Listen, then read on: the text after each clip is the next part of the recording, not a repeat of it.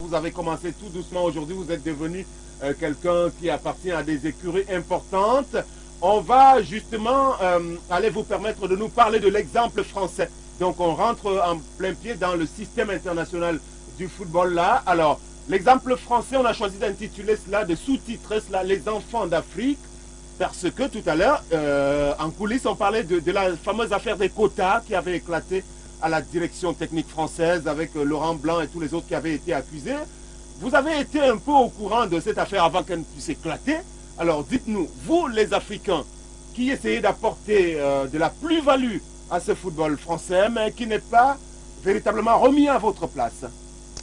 Oui, ça c'est un sujet très important et très délicat aussi, voilà. Et très délicat parce que effectivement, vous savez, on a du mal parfois, nous qui allons, n'est-ce pas, en Europe, passer les diplômes ou bien jouer au ballon, on a du mal à être accepté dans le milieu. Mais on essaye, n'est-ce pas, de s'imposer. Il y a un phénomène qui existe, ça il faut le dire, ne nous voilons pas les yeux. Le racisme, il existe, d'où le problème de quota, parce que moi j'étais encore, quand ce problème avait éclaté, moi j'étais déjà au courant, parce qu'on en parlait. Parce que lorsque vous rentrez par exemple à Clairefontaine et que vous vous rendez compte qu'il y a 20 élèves qui veulent devenir des entraîneurs et que dans les 20 élèves, il y a par exemple 15 noirs qui sortent de toute l'Afrique, bon, ben, qui sont quand même français, mais qui sortent de toute l'Afrique, on a envie tout de suite de dire que mais où sont passés les Blancs? Tout simplement. Et pour même au niveau... je vous coupe pas, l'équipe de France des moins de 19 ans, championne du monde, récemment en Turquie, était essentiellement composée de joueurs d'origine africaine, des Camerounais et autres, voilà. Tiba, Ebek et tous les autres. Effectivement, ils se sont donc rendus compte au final, que c'est un phénomène qu'ils ne peuvent pas combattre parce que ça a fait quand même, énormément de bruit au niveau de l'Europe. Même nous, entraîneurs que nous sommes, on a du mal. Moi, je suis un entraîneur, un diplômé des grandes écoles de Paris, mais c'est pas ne pas avoir de l'ambition, mais il faut quand même le dire, il me sera très difficile d'être assis sur les bancs de touche d'une deuxième division, même d'une troisième division en France. Puisque lorsque vous passez même vos diplômes, on vous dit très bien, bon, vous êtes major de votre promotion, j'espère que c'est pour aller donner un coup de main à votre continent, qui est l'Afrique. Donc je pense que c'est une autre forme de racisme, mais qu'est-ce que vous voulez? La vie est ainsi faite. Il faut tout simplement se bagarrer tout le temps. Et même dans mon club d'Antony, les débuts ont été très très difficiles parce que moi j'entraîne Antony, c'est dans le 92. Et qui dit 92 dit droite. Et qui dit droite, je vous laisse tout à fait. Il reste imaginer. Que la France s'est illustrée comme un bel exemple en matière de formation. La politique des centres de formation qui a permis, hein, comme l'ont reconnu la plupart des observateurs, à la France de gagner la Coupe du Monde en 98. C'est un bel exemple en Europe et dans le monde aujourd'hui qui doit être toujours, on va le dire, copié. En matière de formation, la France reste quand même un pays très respecté, même au niveau de la FIFA. La preuve, nos diplômes n'ont pas la même signification que dans les autres pays. Nous, par exemple, bon, ça vient de changer là tout récemment, mais nous avons par exemple le premier degré que nous appelons l'I1, nous avons le deuxième degré qu'on appelle l'I2, donc initiateur 2, nous avons le troisième degré que nous appelons animateur senior, ça n'existe nulle part, il n'y a qu'en France, mais validé par la FIFA. La FIFA accepte. Pourquoi? Parce que la FIFA sait effectivement que la France, n'est-ce pas, en matière de formation, reste quand même un modèle. C'est pour cela qu'il y a eu ce petit conflit de quotas, parce qu'effectivement, ils se sont rendus compte qu'ils forment beaucoup plus les joueurs africains. Il fallait aussi qu'ils essayent de former les Blancs, mais malheureusement, c'est comme ça. Nous aimons le sport, nous y sommes, et puis voilà, on essaye de profiter au maximum. Ils sont revenus à des meilleurs sentiments. Je crois qu'ils sont bien obligés d'accepter. Oui, le voile a été levé officiellement, mais je sais qu'officieusement, on n'enlèvera pas ça. Parce que à force égale, quand même, entre un Blanc et un Noir, excusez-moi du peu, il n'y a qu'en Afrique où on est encore un peu complexé, mais à force égale en Europe, entre un Blanc et un Noir, le blanc va choisir son frère blanc. Alors aujourd'hui donc, pour rester avec les Français, il y a, on va le dire, au niveau des seniors quand même la Coupe du Monde qui arrive. Et on n'est pas très sûr que l'entraîneur Didier Deschamps parviendra à faire qualifier les Bleus. Alors cette fameuse équipe de France déjà, qui est rentrée de l'Afrique du Sud avec plutôt des histoires de scandale, est-ce que vous pensez que depuis le départ de la génération des Zidane, elle ne peut plus être au niveau mondial aujourd'hui? Je vais dire oui et non. Non, parce que c'est une équipe qui est convalescente. Elle est encore convalescente. Elle est en pleine reconstruction. Vous voyez comment on essaye d'appeler des nouveaux joueurs, essayer de mettre une stratégie en place.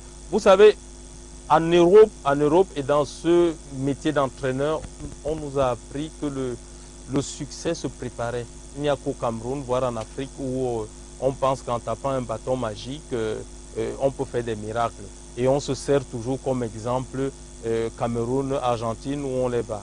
On oublie qu'il y a 23 ans, c'est 23 ans ou 13 ans, quelque chose comme ça, je pense 23 ans. Ouais. On oublie qu'il y a 23 ans qui sont passés. On oublie que le football évolue et s'attend à devenir une science exacte. Donc, je disais, en France, on est en train de préparer, n'est-ce pas, l'avenir du football français. Nous, en France, on ne rêve pas gagner la Coupe du Monde 2014.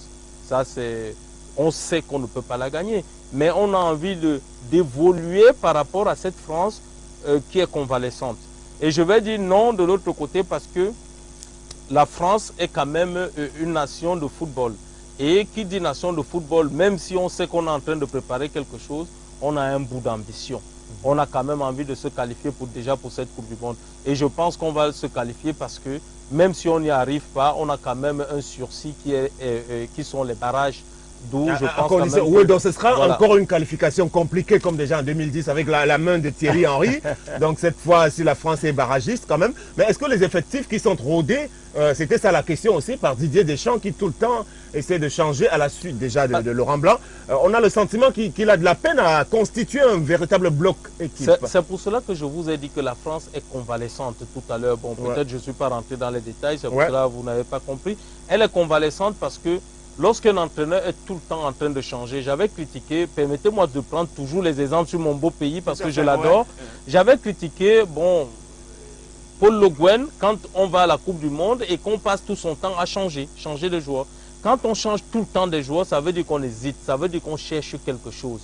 Et on ne doit pas hésiter ou chercher quelque chose en phase finale d'une Coupe du Monde. Donc pour revenir sur la France, je vous ai dit que la France est convalescente. On a mis un plan de jeu en place. Et le plan de jeu qu'on a mis en place, on essaie d'enlever des pions, c'est-à-dire les joueurs, et mettre un autre pour voir s'il répond, si ce joueur-là répond à ce plan de jeu. C'est pour cela que je vous ai dit que la France était convalescente. En fait, quand je dis convalescente, ça veut dire qu'on est en train de chercher non seulement un plan de jeu, mais, n'est-ce pas, un jeu qui peut nous amener à nous concurrencer avec des grandes nations comme l'Espagne. Tout à fait. Mais la France reste quand même bien classée justement par la FIFA sur le concert des nations, ce qui n'est pas le cas du Cameroun. Vous êtes français d'adoption, mais camerounais, on va le dire, d'origine. Alors, on revient un peu rétro-pédalage pour évoquer le cas des Lions du Cameroun, parce que il y a eu le cas justement de Jean-Paul Akono, l'entraîneur qui a été, on va le dire, humilié pratiquement récemment avec une sortie vraiment des moins élégantes de la tête de cette sélection-là. Aujourd'hui, quand vous regardez dans cette équipe qui est présentement par un dénommé Volker Finke et aux perspectives qui sont les nôtres aujourd'hui, comment est-ce que vous entrevoyez tout cela? Déjà, je vais parler du grand frère, j'ai même envie de dire que du père, Jean-Paul Akono. Moi, je me pose juste une simple question, tout en respectant la personne. Comment est-ce qu'on peut comment est-ce qu'on peut entraîner une équipe, même si c'est son équipe, parce que l'équipe nationale du Cameroun nous appartient tous. Comment on peut entraîner une équipe sans avoir un contrat? C'est quelque part, je ne vais pas dire manque de professionnalisme. Donc c'est de sa responsabilité, vous voulez dire non, j'en viens, je voulais juste analyser toute la situation pour vous faire comprendre que pourquoi vais-je entraîner une équipe sans avoir de contrat. Ça, c'est la première chose. Maintenant, que le Cameroun humilie son propre fils de la sorte, je ne suis pas d'accord, une fois de plus. Maintenant, quant à le nouvel entraîneur, j'ai eu dit qu'on avait même fait appel à candidature, on recevait des entraîneurs de football pour pouvoir sélectionner. Or, il se trouve... postulé parce que bon, fidèle à votre philosophie. Voilà, je suis fidèle à ma philosophie et ma philosophie m'a donné raison. Pourquoi? Parce que pendant que les Lions jouaient sous la houlette de Jean-Paul Akono, ce Volker Finke était déjà dans les rangs du Cameroun. C'est-à-dire, il était déjà en train de tourner tout autour des Lions. Donc, on fait un appel à candidature, mais on sait déjà qui on va prendre. Et on demandait à Kono également de postuler. Hein. Voilà. Et nous savons tous ce qui se dit tout autour avec l'histoire de Puma, comme si nous ne pouvons plus avoir d'autres sponsors. Vous savez très bien ce qui se passe là derrière. Donc, je dis, c'est pour cela que ça m'amène toujours à penser que le football camerounais, voire l'équipe nationale, est pris en otage. Et pour que ce football-là soit libéré, il faut que les autorités, et je l'ai toujours dit, essayent de taper du poing sur la table pour que notre football soit libéré, parce qu'il est pris en otage. C'est toujours une histoire, j'ai envie de dire, de lobby. Pourquoi on ne peut pas sortir de nulle part et prendre par exemple l'équipe nationale du Cameroun, ou bien pourquoi on ne peut pas sortir de nulle part et avoir par exemple la direction, la DTN camerounaise, et essayer de reformer le français, le football camerounais. Il existe une DTN qui a été mise en place quand même aussi, hein, avec Jean Manga Ongwene, à Kono toujours, et puis les Etienne Tsonkin et tous les autres. Leur mode de fonctionnement, vous pensez que ça répond à la norme d'une direction technique nationale? Excusez-moi, je ne suis pas présentateur, mais j'ai envie de vous poser une question.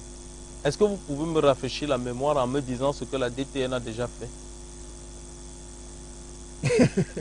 alors, de toute façon, elle a été mise en place, on sait qu'elle a été mise en place. Oui, mais je veux que vous me dites ce qu'elle a déjà fait. Ouais, bon, je crois qu'elle a procédé à quelques recyclages ici et là, et bon, je crois que, bon, on cherche effectivement, on ne trouve pas beaucoup de choses qu'ils ont pu faire. Donc, c'est pour cela que je dis, vous voyez, nous, on est là.